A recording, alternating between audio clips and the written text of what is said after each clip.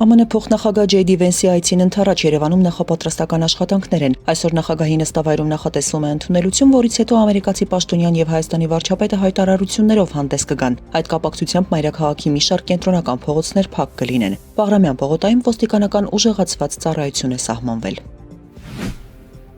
Բաքվում պահվող հայ գերիների հարցը միշտ եղել է Հայաստանի իշխանությունների առաջնային օրակարգում եւ միշտ բարձրաձայնվել է բոլոր մակարդակներում, այդ թվում ԱՄՆ գործող վարչակազմի նախագահ Թրամփի հետ հանդիպումների ժամանակ, վստահեցնում է աշխատանքի եւ սոցիալական հարցերի նախարար Արսեն Թորոսյանը։ Պատասխանելով հարցին արդյոք ԱՄՆ փոխնախագահի Երևան այցի ժամանակ բարձրացվելու է Ադրբեջանից հայ գերիների վերադարձի հարցը։ Ըստ նրա պարտադիր չէ, որ այդ բարձրաձայնումները տեղի ունենան տեսախցիկների առաջ եւ վերջին շրջանում հենց այդ քաղաքականությունն է թույլ տվել դրանցից ոմանց տեղափոխել Երևան եւ այդ գործընթացը շարունակվելու է, հայտարարել է Թորոսյանը։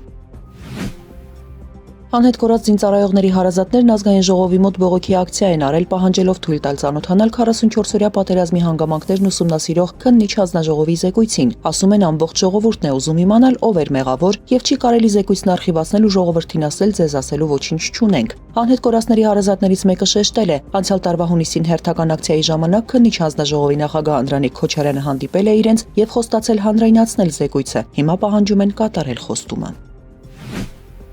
Պաշտպանության նախարարությունը վաղը կներկայացնի նախորդ 3 տարիների ընթացքում կատարված ամրաշինական եւ ինժեներական հսկայածավալ աշխատանքների մի մասը, հայտնել է Պաշտպանության նախարար Սուրեն Պապիկյանը։ Ըստ նրա նախկինում այդ աշխատանքների արդյունքները ցուցադրվել են շահագրգիռ կողմերի, ովքեր ցանկություն են հայտնել դրանք տեսնելու։ Հիմա որոշում է կայացվել այն ներկայացնել հանրության դատին։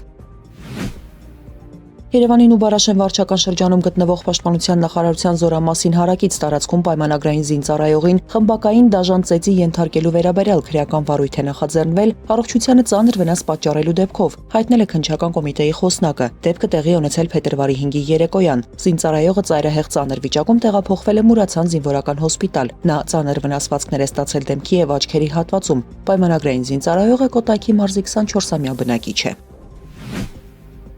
Իրանի արտգործնախարար Աբբաս Արաղչին հայտարարել է, որ Միացյալ Նահանգների հետ անուղղակի բանակցությունները կշարունակվեն, եթե Թեհրանը եզրակացնի, որ Վաշինգտոնը լրջորեն է մոտենում Իրանի միջուկային խնդրի բանակցային լուծմանը։ Նա կրկին շեշտել է, Իրանը երբեք չի հրաժարվի խաղաղ միջուկային էներգիա զարգացնելու, այդ թվում ուրան հարստացնելու իր իրավունքից։ Ինչ վերաբերում է Օմանում անցկացված անուղղակի բանակցություններին, Արաղչիի գնահատմամբ, այն ավելի շատ նման էր վստահության եւ բանակցությունների միջոցով համաձայնության հասնելու լրջության ստուգման։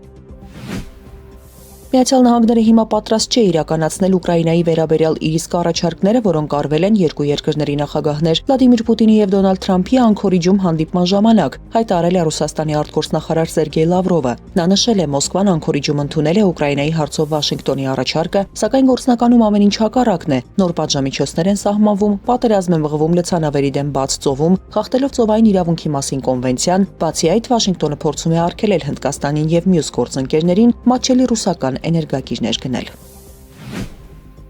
Վերին Լարսանցակետով Վրաստանից Ռուսաստան տանող ճանապարհը փակ է բոլոր տեսակի տրանսպորտային միջոցների համար, հայտնում է Վրաստանի ավտոճանապարհների դեպարտամենտը։ Ըստ գերատեսչության ձնահոսքի վտանգի պատճառով երթևեկությունն արգելվել է Մցխետա-Ստեփանցմինդա-Լարս միջազգային նշանակության ավտոմոբիլային ճանապարհի Գուդաուրի Կոբի հատվածում։